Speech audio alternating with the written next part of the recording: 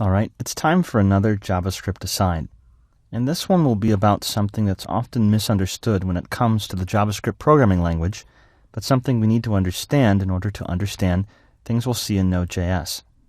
This is prototypal inheritance and function constructors. For starters, big word alert, inheritance. That's when one object, one collection of name-value pairs, gets access to the properties and methods, that is, other name-value pairs, of another object. So an object has properties and methods, values, and functions attached to it, and your object gets access to the properties and methods of that other object. It inherits those other properties and methods. However, the way JavaScript implements the idea of inheritance is a bit different than other programming languages, major programming languages out there, but also very powerful because of its simplicity. It implements what's called prototypal inheritance. To explain, let's imagine an object that we have that has some property, some value, like we showed first name, last name, that's a property. And we access that property perhaps using the dot operator, the obj.prop1. Now, every object has a property that actually points to another object. It's the object's prototype. It's the thing it inherits from. It's a different object that it will then have access to that other object's properties and methods. And so we could actually say obj.prop2, whatever that other property is on the prototype, and we'll get access to it as if it was directly attached to my object. And the prototype also might point to a prototype, its own prototype, a different object, which might have its own properties and methods, and we can still take my object and say dot, whatever property name, and we'll still have access to it. So it's not just what's directly connected to my object, but down what's called the prototype chain. I have a sequence of objects connected to each other, and I can access properties on any of those objects down the line without having to specify which one it is. This is prototypal inheritance. And interestingly, I could make another object, a separate object, and it could point to the same prototype as other objects do. So they can share properties and methods, and I could change the property or method or add a new property or method to the prototype, and to every object that inherits from it, every object that points to it as its prototype, will instantly get access to it. Now, the question is, how do we manage building this prototype chain and constructing our objects? We've already seen the object literal syntax for creating objects, but there are a few ways to create objects in JavaScript that allow us to manage what the prototype is, what object will be the prototype of the object that I'm creating so I can get access to its properties and methods. There's the new ES6 class keyword. This idea of creating objects based on what's called a class. When we're talking about Node.js, we're going to be looking at something called function constructors. This is another way to create objects and manage what the prototypes are. What are the objects that the objects I'm creating use as their prototype? So let's take a quick look at that. And function constructors, well, big word alert. Function constructors. A normal function that is used to construct objects. So we build a function. However, the this keyword that shows up in JavaScript all the time will actually point automatically to a new empty object. And then we can add properties and methods to that new empty object, and that object is returned from the function automatically. And we do this by using the new keyword. So I can say new and then call the function. And what that will do is execute the function. It will take the this keyword, make that a new empty object. We can then use the this keyword to construct our object, adding properties and methods to it. And then the function constructor will automatically return that new object from that function call. All right, let's take a quick look. Once again, I have an empty app.js file, and we'll create a function constructor. Now, a function constructor is just a regular function. I'll use a capital letter to remind myself that it's a constructor. But when this function constructor is called with the new keyword, the this variable will automatically be an empty object, and then I can attach things to it. So I might pass into my function constructor some values that I want my object to have.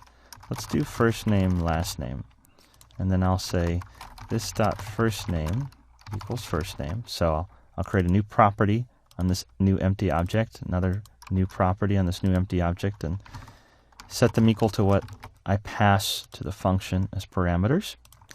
And then I can say, let's say John equals new person. And then I'll say John as the first name and Doe. Because I use the new keyword, when it executes this function, it does that special thing of making the this variable an empty object, and it automatically returns it. So the object I just created, I added properties to, will be returned here. So if I try that, I can actually say John dot first name.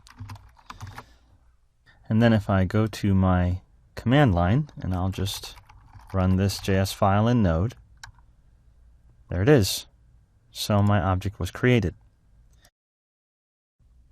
And it has those properties I attached to it. And what about the prototype? The thing that this new object I created, John, can inherit from. Well, JavaScript provides a way to do this. It's a little confusing, but person.prototype. Remember that functions are special kinds of objects, so I can have properties and methods on functions as well. And there's a built-in one called prototype. That's just an object, just another object. But I can attach properties and methods to this prototype object as well. So let's make a greet method using a function expression.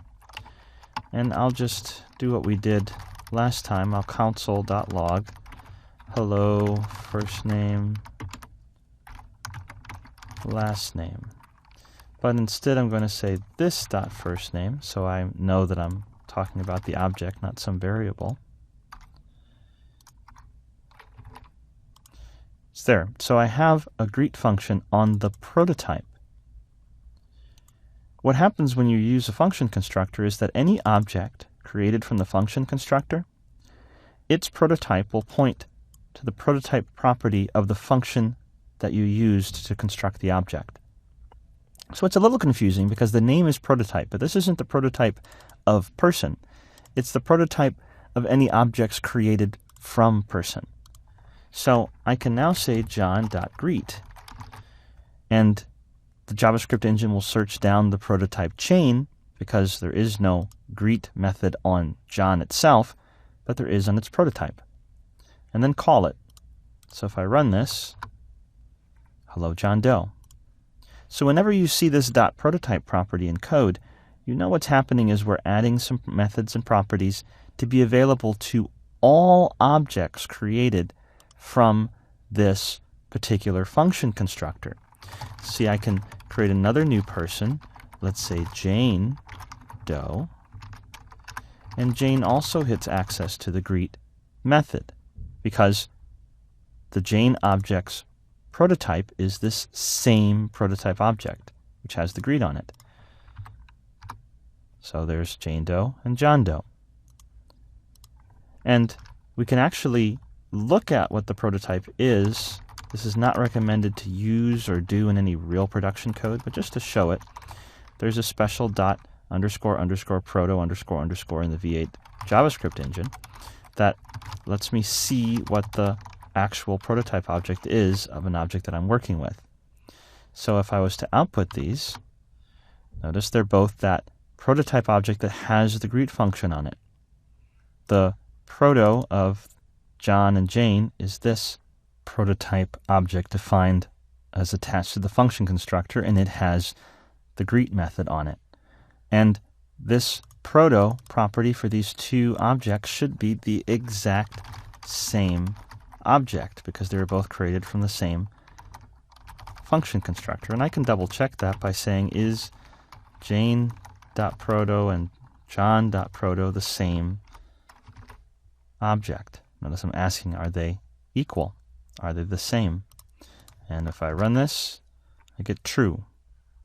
So both Jane and John have a prototype, which is this object, person.prototype, what's defined there. And so they both thus have access to the greet method because the JavaScript engine searches down the prototype chain to allow John and Jane, any objects created from this person function constructor, to have access to inherit these properties and methods from any of those prototypes down the chain.